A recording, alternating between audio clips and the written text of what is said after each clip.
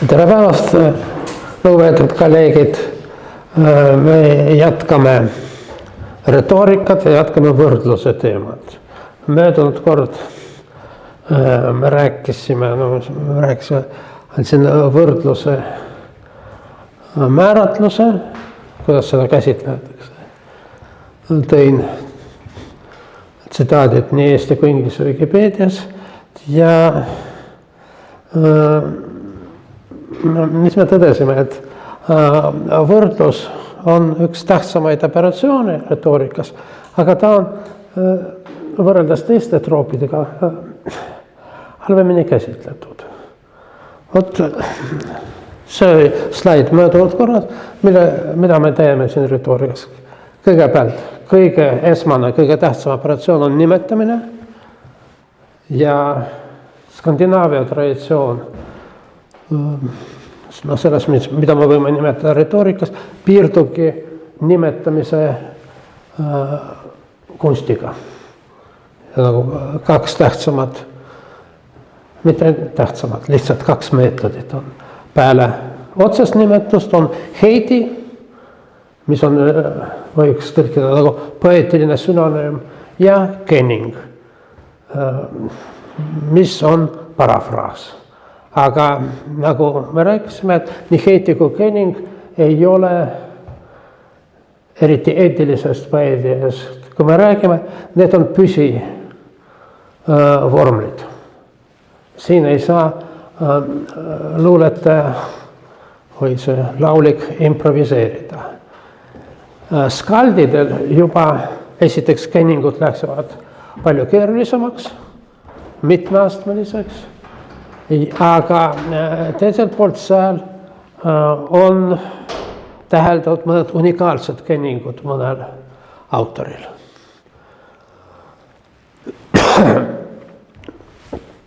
Siis järgmine pärast nimetamist on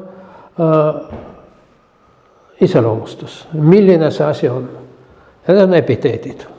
Ja need on, ka me käsitlesime kahte tüüpi, ühed on püsiomadused, need on folkloorsed või eepilised epiteedid ja teised on sellised esteetilised üllatusomadused, ütleme, uues Euroopa kirjanduses. Ja siis kolmas asi, siis see on nimetamine, Heidi, siis on epiteed ja siis kolmas episood on võrdlus, millega see on sarnane. Ja see on võrdlus. See on euroopalik terminoloogia, tuleb nii kreeka kui ladina keeles, aga ladina keeles tegelikult on need kaks võrdlust natuke erineva tähendusega.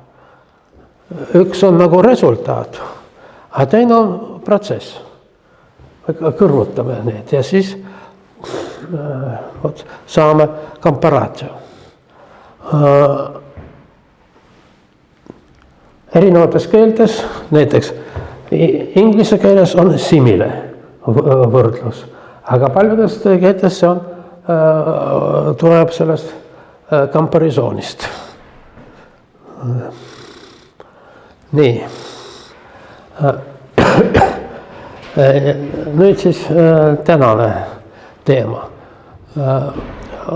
Võrdluse seos epiteediga.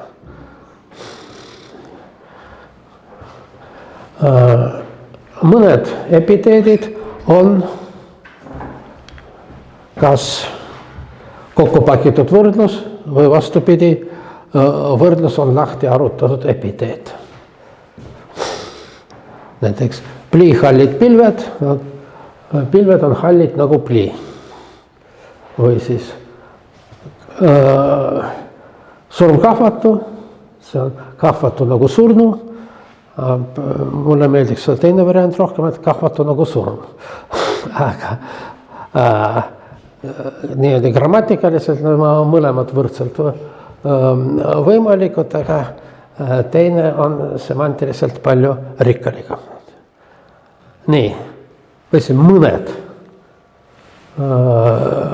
epiteedid võivad olla lahti arutatud võrdluseks või vastupidi, nad on rajatud võrdlusele. Vot see on see näide, mida ma möödunud kord tõin Maria Underist, et silmad on säravad, sügavad, samuti mustad.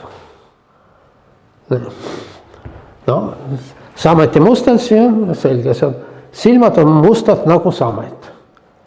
Aga see säravad silmad või sügavad silmad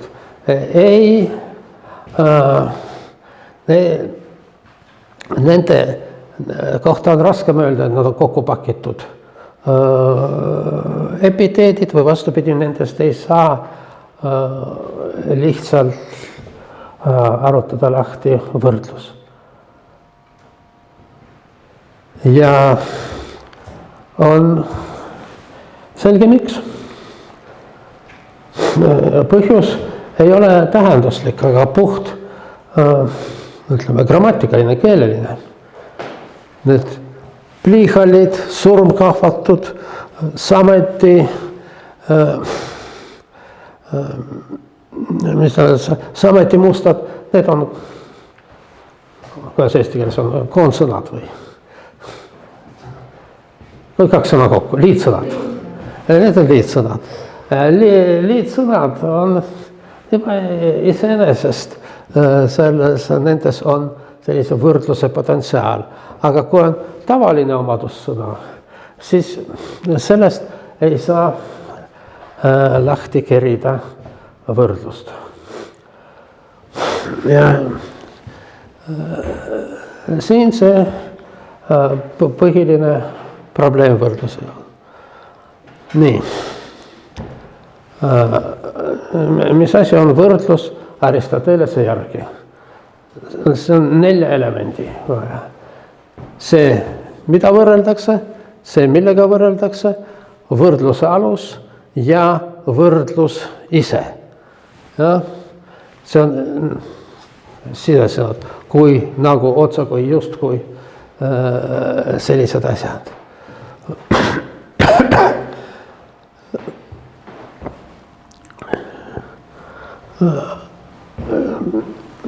Probleem on selles, et kas tegemist on võrdlemisega kui protsessiga või võrdluse kui resultaadiga. Ja siin see teine asi, mis ei saa öelda, et õõnestab Aristotelese lähenemist, aga esitab teatud probleemi.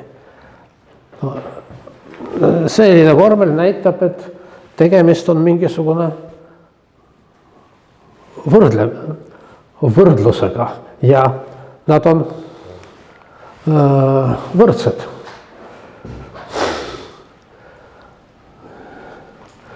Mis oli see? Pilved on hallid nagu plii. Plii on hall nagu pilved. Ja, kehvasti, aga mitte võimatu. Aga üldiselt on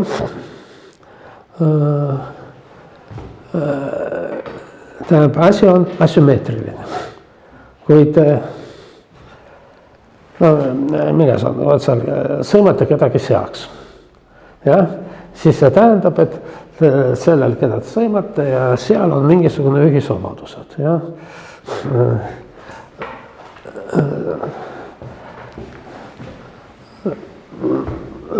Su lauakombed on nagu seal.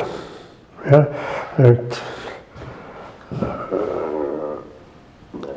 Et sina, siga, mingisugune lauakombed, aga vaevalt, et keegi ütleb, et seal on lauakombed nagu sinul. Asi ei ole sümmeetriline. No, üldiselt, kuidas me arvame, et siga käitub väga halvasti laua taga ja siis me sea omadused projitseerime sellele Jaanile või Jürile, kellest on jutt. Jüri käitub laval nagu siga. Aga tegelikult on vastupidi. Me seal projitseerime sigaduslikku omadusi, et pärast põrkaks tagasi Jürile. Nii, et tähendab, niis veel kord, kas võrdlus on protsess või resultaat? Jah. Paljudes keeltes on sellised sõnad, mida ma nimetan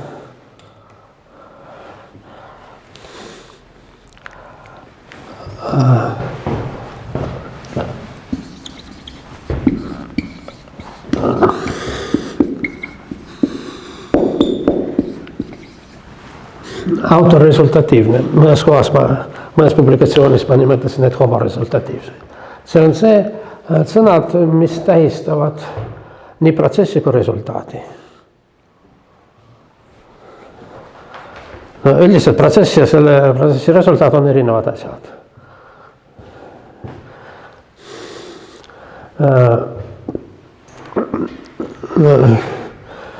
Ütleme, et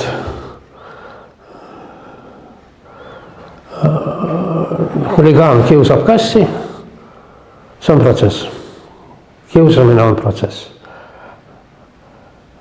Aga kui Ülar tõlgib Dantet, siis, tõlgib Dantet ei sobi inglise keeles.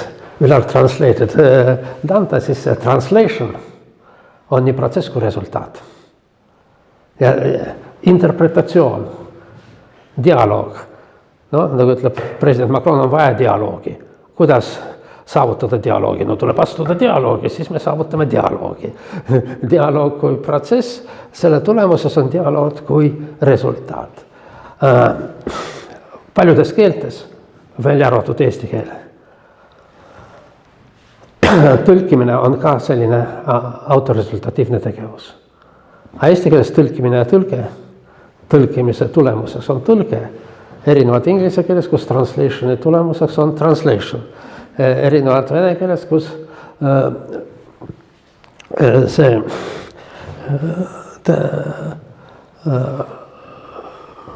periood on nii resultaat kui protsess. Saksa keeles on keerulisem, nagu te teate. Et seal on suuline ja kirjalik tõlk ja on erinevad asjad. Üks on see übersetzung, vabandust, jälle läksin valesti.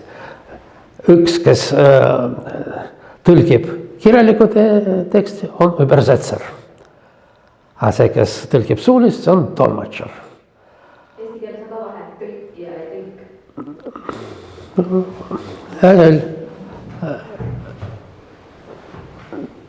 Tõlk on see, kes suuliselt. Aga mis? Küll nii, lubage ma jätkan. See on huvitav, kas eesti keeles on nagu saksa keeles. Tõlk ja tõlkija on erinevad.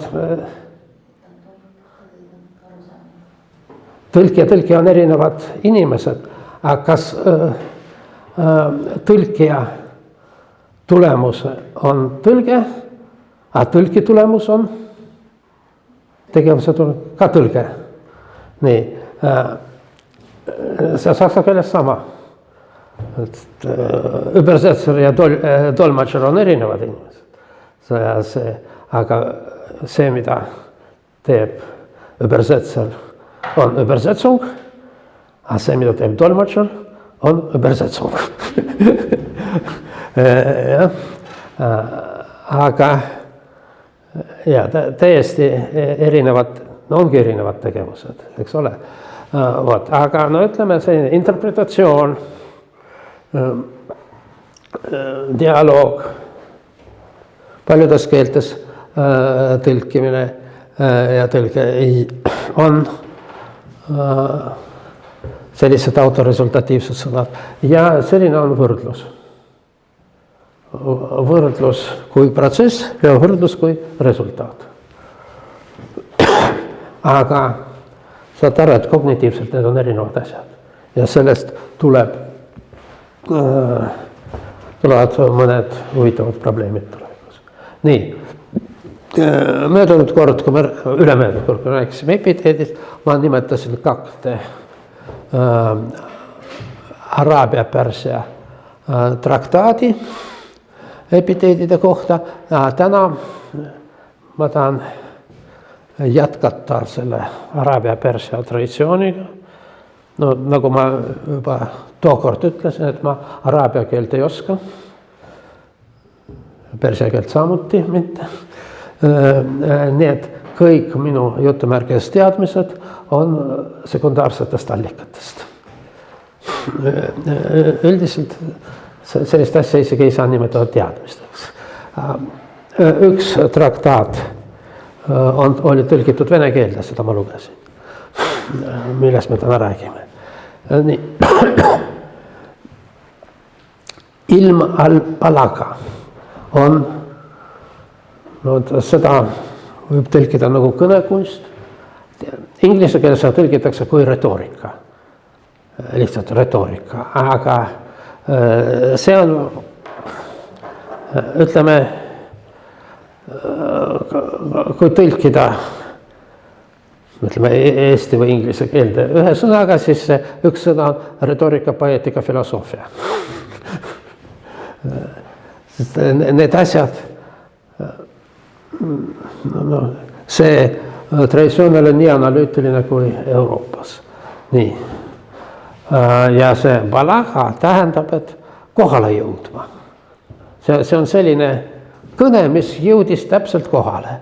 Ja siin on lahutamatult seotud selle keele, väljendi keel, ilu ja veenvus. Seega tegemist on nii lingvistilise, poeetilise kui ka esteetilise analüüsiga ja pragmaatikaga. Kas see jõudis kohale või mitte? Ja see on Araabia ja ka Pärsia poeetilise traditsiooni, mõtleme poeetika traditsiooni eripära, et kõrgem poeetiline tekst on mitte luuletekst, aga al-Quran. Ja see on nii ilu, keele kui ka veenvuse ideaal. Ja see ideaal on põhimõtteliselt saavutamatu. Selles ma veel räägin. Koran on unikaalne tekst ja sinna tema suunas võib ainult liikuda. Ja nii, siis selles ilm al-Balagas on erinevad rubriigid ja üks rubriik on kujundlikkus.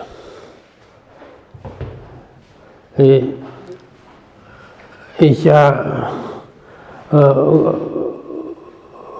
kujundlikkus, sest bajan, aga ka siin tähendusõpetus ja badi, see on kaunistuste. Nii, jätame meelde, kui me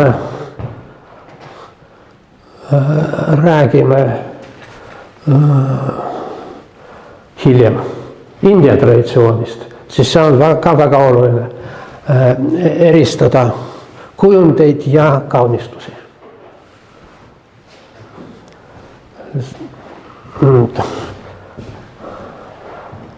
Kui ma seda kursust lugesin esimest korda EHIs, siis ma vaatasin kohe nii India kui Araabia traditsiooni, ma neid kõrvutasin, aga praegu ma arvan, et tuleb need vaadata järjest. Ja järgmine kord me räägime sanskriti ja poeetikatest. nii, vot nendest kujunditest üks on Tashbi, see on enam-vähem saamisvõrdlus. Ja see on üks nendest olulisematest troopidest. Ja see on erinevus Araabia ja Pärsia traditsioonist Aristotelest. Sest et ja üldse euroopalikus traditsioonis võrdlus on liiga primitiivne asi, et seda pikalt ei käsitleta. Aga Araabia traditsioonis seda käsitletakse. Ja vot ta koosneb 4 komponentist, nagu ka Aristotelesel. Aga Aristotelesel ei ole need terminid täpselt kirja pandud. Siin on võrdlusalus, võrdlusobjekt, sarnasuse tunnus ja võrdlussõna. Väga oluline erinevus Aristotelesel. Aristotelesel on nii-öelda fookuses see, kellega võrreldakse. See on teda iseloomustakse võrdlus. Aga Araabia Pärsia traditsiooni on keskpunkt võrdlusalus.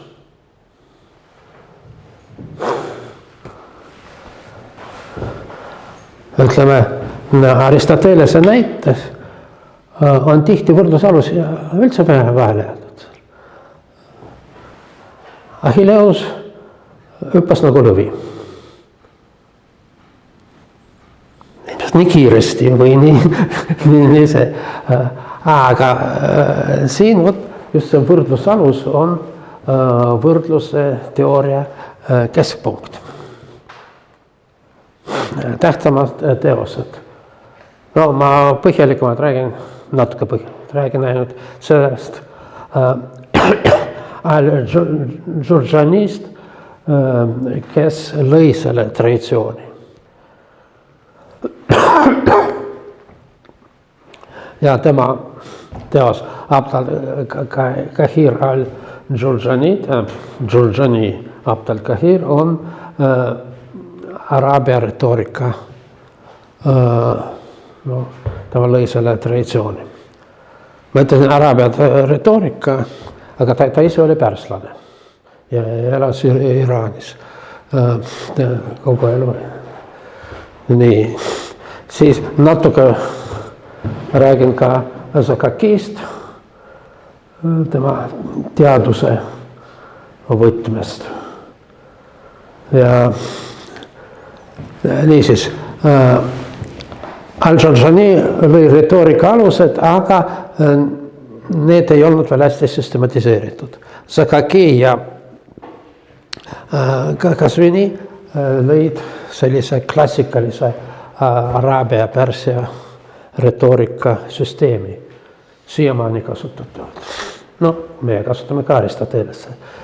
Muuseas seda Al-Jurjani nimetatakse Araabia Aristoteleseks.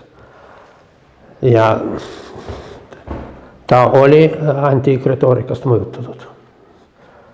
Seda ma lugesin välja, et on mõjutatud. Kui ma lugesin tema traktaadi, siis ma ei näinud selle Aristotelesse mõjut. Ma nägin seal igal pool Korani mõjut. Aga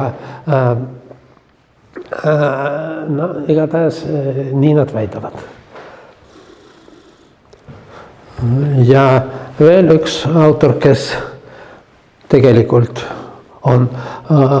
ei ole nii tähtis kui need 3 ja ta on pärast Jurjani, aga tema Nizami Yarudi,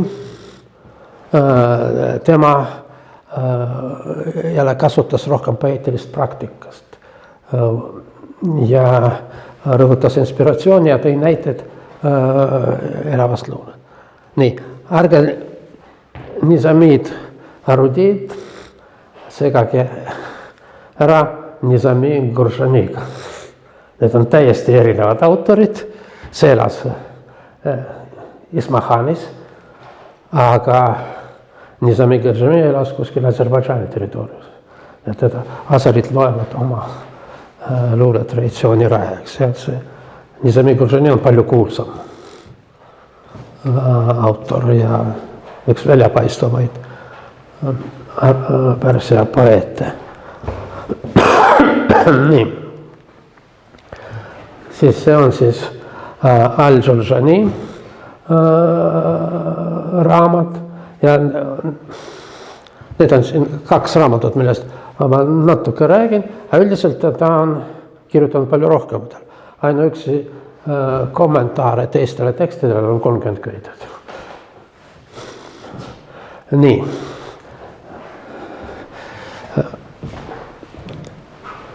Kui me vaatame pealkirjad, jäljendamatuse tõendid Koraanis, siis tundub, et mis siin retoorikaga seotud on. Aga see on retoorika. Jäljendamatus on kõrgem kategooria ja see on ainult Koraanis. Koraani ei saa jäljendada. Ja see on, nagu te teate, et Koraani ei tohi tõlkida. Miks ta on jäljendamatu? Ja. Mis siis tehakse teda? Jutustatakse ümber. See Udami Koraani tõlge on ümberjutustus, mille poolest ta erineb tõlkest. No lihtsalt mitte millegi poolest. Ei, no tavaliselt seal öeldakse, ütleme, suura, ütleme, lehm, siis selles ümberjutustus suuras lehm, prohvet ütleb ja siis edasi on see tõlge. See ei ole autentne, seda teksti me ei saa prohvetile suhu panna. Nii. Ja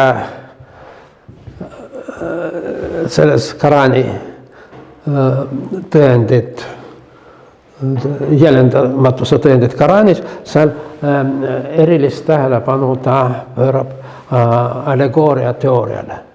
Allegooriast me räägime mitu loengut hiljem. Nii, aga kõnekunsti saladused. Asrar al-Balagha. Võite lugeda. Muuseas, need raamatud on suurepärast välja antud. Iga raamat on kunstitehas. See on muidugi moodne. Jah. Nagu kõnekunsti teooria koostab erinevatest rubriigist ja üks rubriik on kujundlikust, bajan ja siin nagu tähtsamad troobid on tashbih, see on võrdlus, istara on metafoor ja tamthili allegooria. Ja täna me räägime võrdlusest.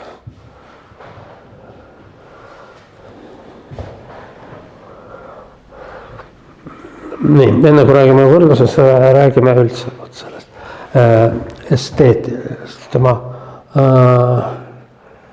luuleteooria on rajatud semantikale ja see on poleemiline eelnevat traditsiooniga, mille rõhk oli riimil ja rütmil.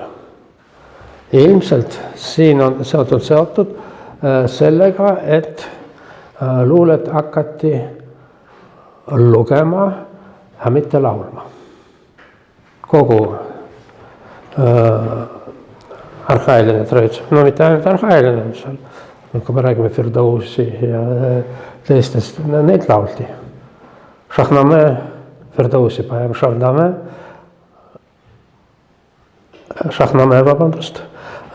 on kõige suurem epos maailmas. Aga olid laulikud, kes laulsid seda algust lõpuni. Ja no vot, nagu suuline. Aga kui ta läheb kirjalikuks, siis semantilised komponentid hakkavad mängima suuremat rolli. Sest et üldiselt araabia traditsioonis iga luuletus on jumalik. Ja iga luuletaja on midagi prohvetitaolist. ja see, kui me vaatame need vanemad allikad, siis luule mõju on selline hüpnootiline. Tema tundide kaupa laulab ja siis kõik kuulavad mingis ekstaasis.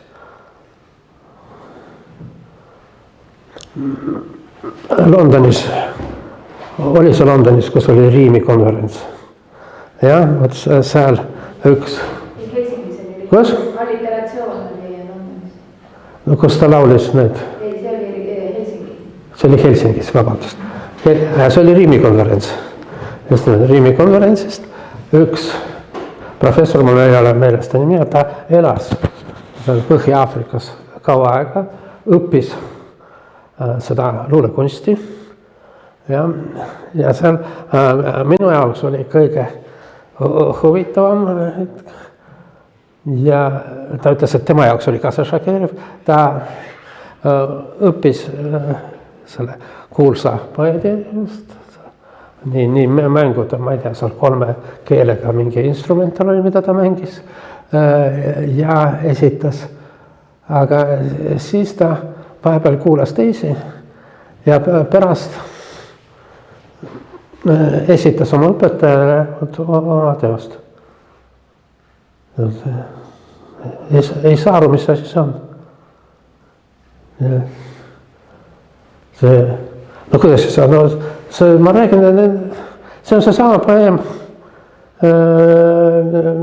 mida sa mulle õpetasid. Ei. See on midagi muud ja ma ei saa aru, mis asi see on.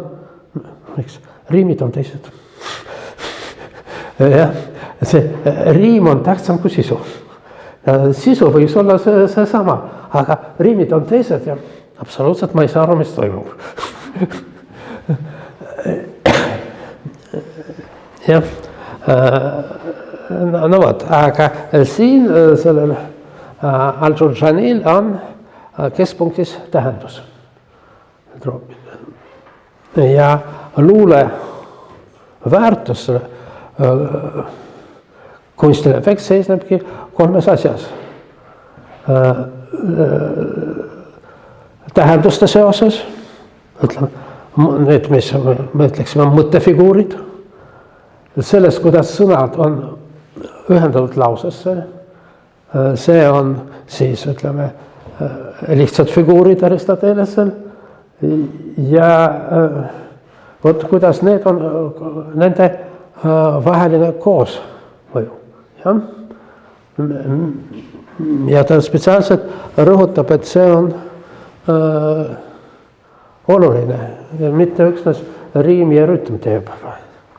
Ja niisiis, see on semantiline teooria, tal on psühholoogiline efekt, on oluline, kuidas teatud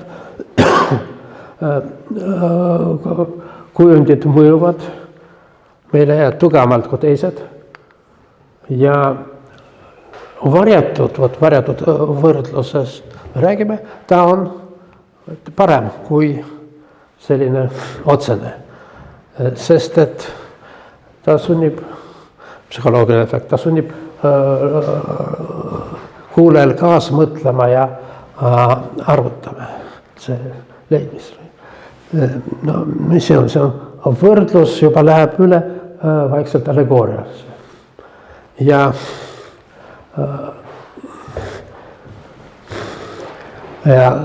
kõrgem omadus on see imiteeritamatus. Siis eesmärk on liikuda nagu Korani poole, et seda ei saa imiteerida, seda ei saa tõlkida, seda ei saa ümber jutustada. Iga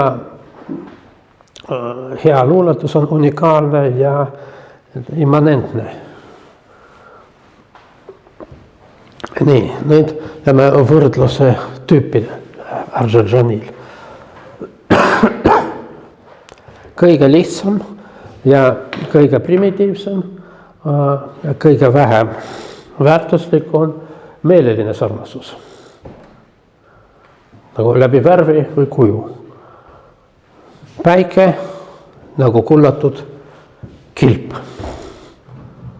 Me rääkisime asümmeetriast, aga siin, et me näeme, et see on natuke nagu valesti, peaks olema kilp nagu päike. Aga jah, aga päike saab taevas nagu kullatud kilp. Mul tuleb meelde Fellini film Laev ja laev läheb. Seal on palju võimekaid stseene, aga kes on näinud, mäletavad seal kogu see, no ütleme peaaegu kogu film on sellistest dekoratsioonidest nagu teatris, kus juures üsna primitiivsetes. Ja seal meri on, ma ei tea, seal plastikkottidest tehtud ja aga vot siis 2 daami, ooperilauljad tulevad selle tekile, vaatavad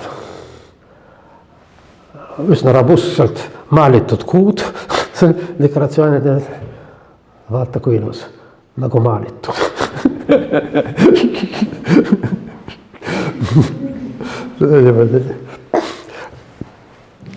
Nagu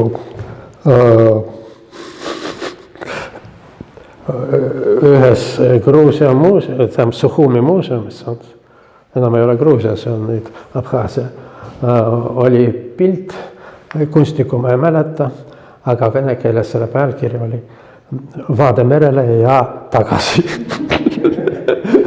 Vietnamere ja obratno. No, millegi pärast seal tundus, et seal merehaigusest oksendati. Nii, see on mõnes mõttes vaade päikesele ja tagasi. Nii, siin on 2 asja. Üks on nagu staatiline värv ja kuja, teise on nii ütleb, et liikumised, et taevatähed on nagu värisevad pärlid. Ma ei tea, võib-olla seal Pärsias pärlid värisevad.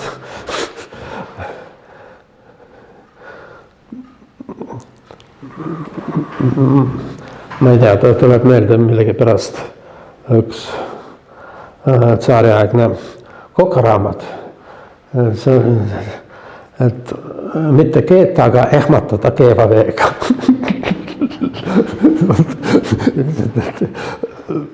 On ehmatatud pärlid. Meeleline sarnasus. Mäletame, et kogu see teooria on rajatud sarnasuse liikidele, aga mitte mida me võrdleme. Ja siis palju kõrgem on abstraktne sarnasus. Teadmised on nagu valgus.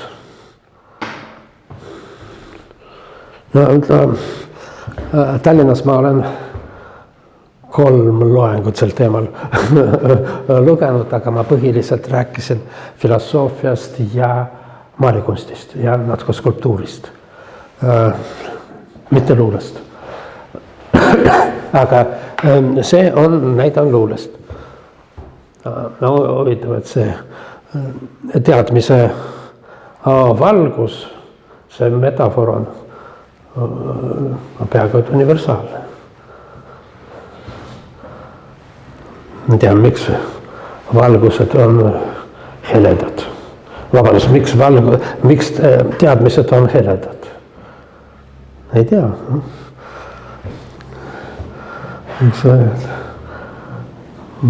Teadmiste tumedus või pimedus.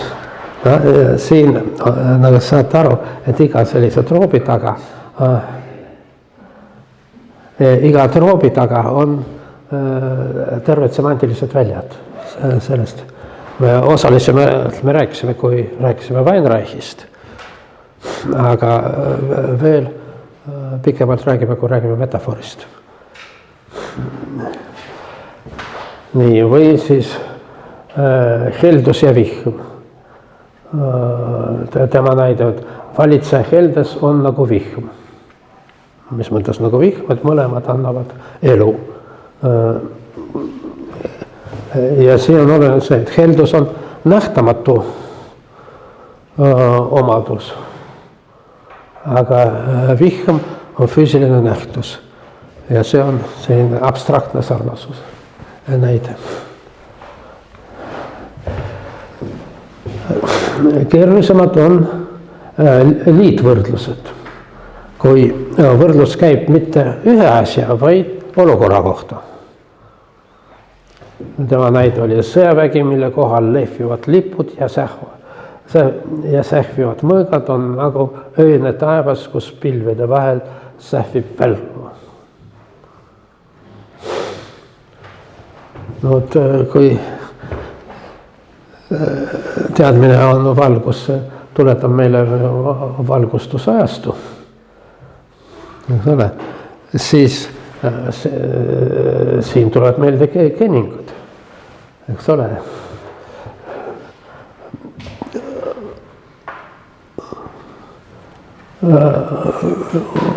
Mõõkade ting, tähendab koosolek, mõõkade koosolek, see on lahing. Ja, aga lehvivad lipud ja sähvivad mõõgad on nagu öine taevas, kus pilvede vahel sähvib välku. No, mida see tähendab? Aga ta ütleb, et see tähendab, et see tekitab ärevust. See on see psühholoogiline efekt, nagu mäletame, mitte semantiline struktuur üsna keeruline.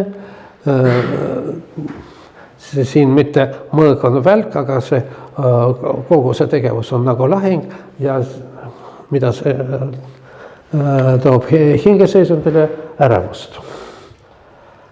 Ja nüüd see, millest me rääkisime.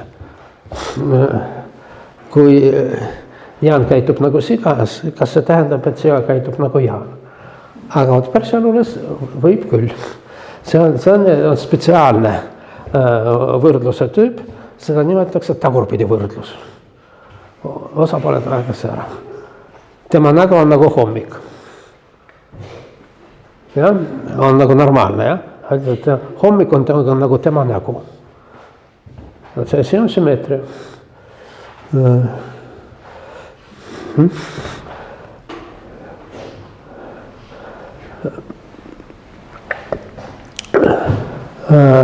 Al-Din al-Sakaki arendas Al-Jurjani õpetust ja süstematiseeris seda. Mul on Sakakiga selline peaaegu isiklik teatud suhe. Kui ma õppisin ülikoolis, meil oli selline aine, mis alguses tundus täiesti mõttetu. See on Nõukogude Liidu rahvaste kirjandus. Andis seda Sergei Isakov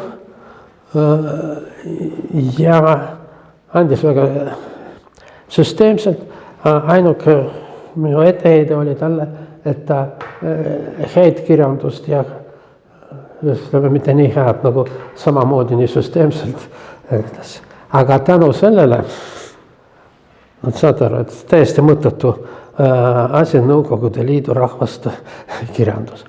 No samas oli aine ka väliskirjandus, mis tähendas tegelikult Euroopa ja Põhja-Ameerika kirjandust. Aga tänu sellele Nõukogude Liidu rahvaste kirjandus me saime teada Armeenia kirjandusest, mis on tohutu ja traditsioonse Armeenia keskaegne luule, tohutu ja eriti Persia luule. No mis see Persia Nõukogude Liitu puutub? Aga Nõukogude Liidu kuulub kõik, mis kuulus selle Nõukogude Liidu territooriumi. Aga sellepärast, et Tadžikistan oli Nõukogude Liidu koosseisus ja tadžikid olid nagu iraanlaste, no nad eristasid Iraani traditsioonist ja Nõukogude käsitlus oligi Tadžiki-Persia traditsioon, mis tegelikult oli Persia, sulgudes ja Tadžiki ja muuseas ja Aseri traditsioon. Aseri, see on keerulisem, jah. Tadžiki keel on, ütleme, iraani keel. On iraani keeled ja üks nendest on tadžiki keel. Aga ütleme, kui Alisher Navai, usbeki poeet. Usbeki keel on türgi keel.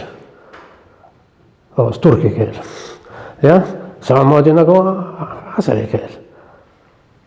seal on üsna keeruline keskaja kultuuri jaoks mõnes mõttes iseloomulik asi.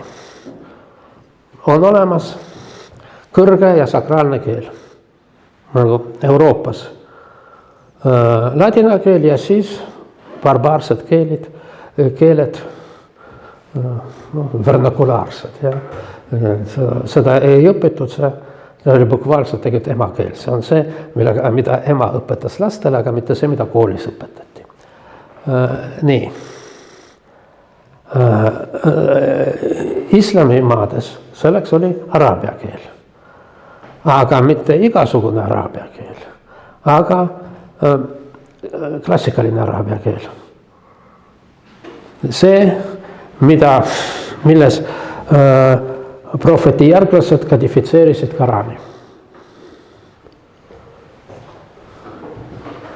Ja see keel, nagu heebrea keel, nagu ladina keel, see oli püha keel, seda ei tohtinud muuta. Ja mõne sajandi pärast keegi ei rääkinud enam seda keelt. Oli siis kõnekeelne araabia keel, mis oli, ütleme nagu keskaja lõpus Ladina-Itaalia.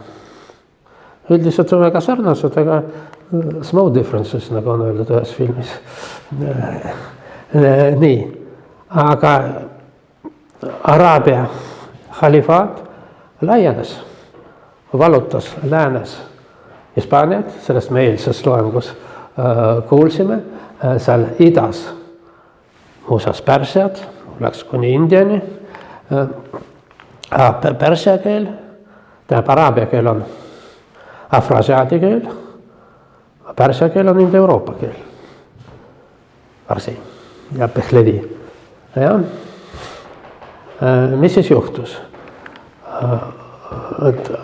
Klassikaline araabia keel on kõrge kultuuri, religiooni ja muuseas meditsiini, teaduse keel, astronoomia keel. Aga siis Pärsias, kusjuures Pärsia kultuur on vanem kui araabia kultuur. Siis tekkis selline mingisugune renessansi taoline liiklus, et tekkis oma kultuur omas keeles. Klassikaline araabia keel jäi religiooni ja teoloogia keeleks. No ja ka vot need kõik minu tegelased, need on pärslased, aga kirjutasid araabia keeles. No vot, aga luule traditsioon tekkis omas keeles. Ja see traditsioon, see luule oli, ütleme, absoluutne maailma tipp. Selle Sakaki ajal elas võib-olla kogu maailma ajaloo kõige, vähemalt minu meelest kõige parem luuletaja, Jalaluddin al-Rumi.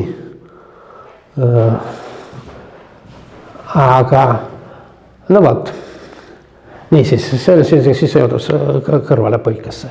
Kõrvalepõike seisneb selles, et selleks eksamis oli õppida tohutu materjali. No see, ütleme, araabia pärsia kultuur võttis sama vähe ruumi kui, ütleme, Läti. Jah, aga pidin siis Läšplesist lugema nagu Firdausi Šahname, mis on võimatu lugeda, 3 sellist köidet, aga niimoodi diagonaalis selle peale. No vot, ja tohutu palju nimesid. Ja siis mina 2 oma sõbraga, kui valmistasime, siis minu hea sõber praegu Haifa ülikooli professor Volodja Papirnõi jaotas materjali nii, et igaüks õpib mingisuguseid autorite tüüpi ja mulle sattus see Sakaki. Ma ei mäleta, kes need ülejäänud 2 olid, aga Sakakit mäletan suurepärast, ja kui ma valmistasin selleks loenguks, mul oli tohutu selline äratundmisrõõm. Nii. Samas ma sain teada, et ta oli muuseas luuletaja, ennekõike ta oli suur teadlane. Ja vot selle araabia retoorika üks oluline reformaator, ta lähtus al-Juljani tekstides, aga süstematiseeris neid. Formuleeris sõnakunsti loogilised alused. Vot seda al-Juljanit nimetati Pärsia või Araabia Aristoteleseks, aga tegelikult see ikkagi oli rohkem. Ta pani retoorika aluseks loogika. Ja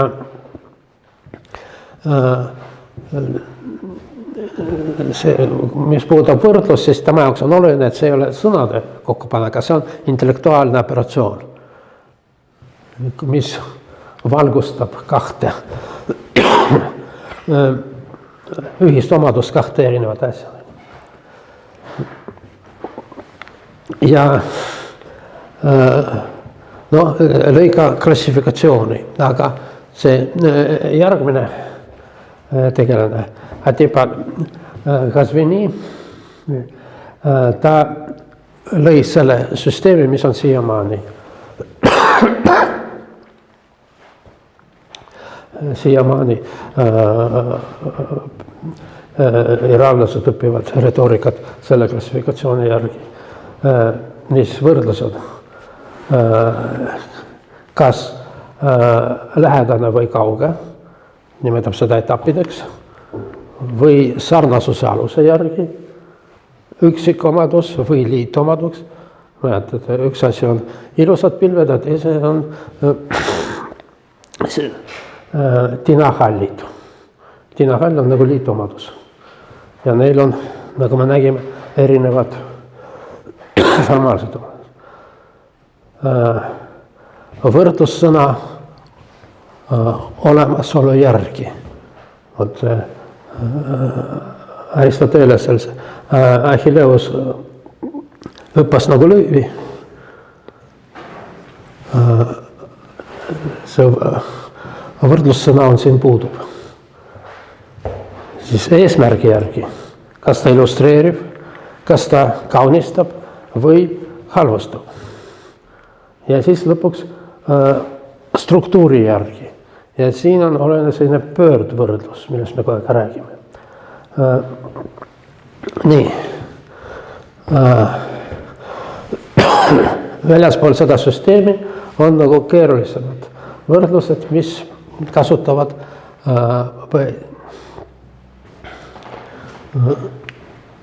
tingimuslik võrdlus. Üldiselt sunaga oleks nagu kuu, kui kuul oleks mustad silmad. Ja? See on mängulised ja poeetilist üleolekut. Järgmisel slaidil ma näitan, kuidas see läheb mõnitamiseks üle. Ja? Ülimuslik võrdlus. Võrdlus, kus nagu lõpuks väidetakse, et poeetiline objekt on võrdluses parem. Ja kuu sarnaneb sinu näoga, aga sinu nägu on kirkam. Kuu on nagu sinu nägu, aga sinu, jah, see on selline ülimuslik võrdlus. Aga see on üldiselt nagu riski business.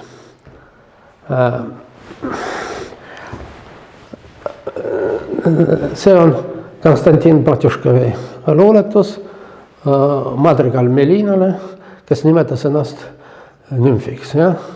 Ты нимфа, ее нет сомнения, но только после превращения. Ja, siis see, et ma olen kaunis nümf, ja ütleb, et jah, muidugi sa oled, aga pärast muutumist. Ja? Mis tähendab pärast muutumist? Ja?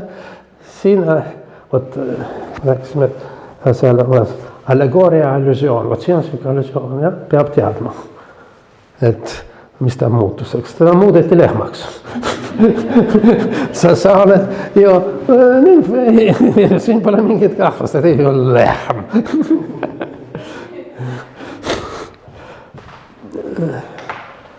Vabandust.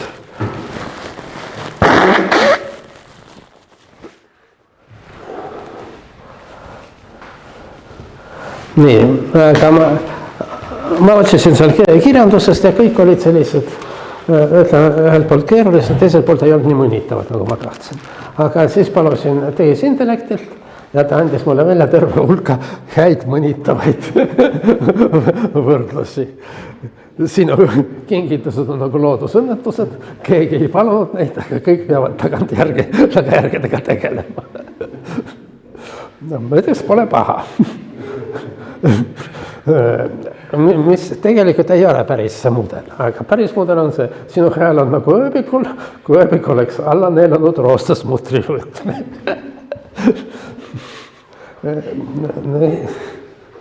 Või sinu mõistus on nagu välk. Kui välk kestaks vaid millisekundi ja ei valgustaks mitte midagi. Tuleb meelde vana anekdoot, et kuidas sa sõidad nagu välk. Sa sõidad mootorrattaga nagu välk. Kas nii kiiresti? Ei nii zigzagis.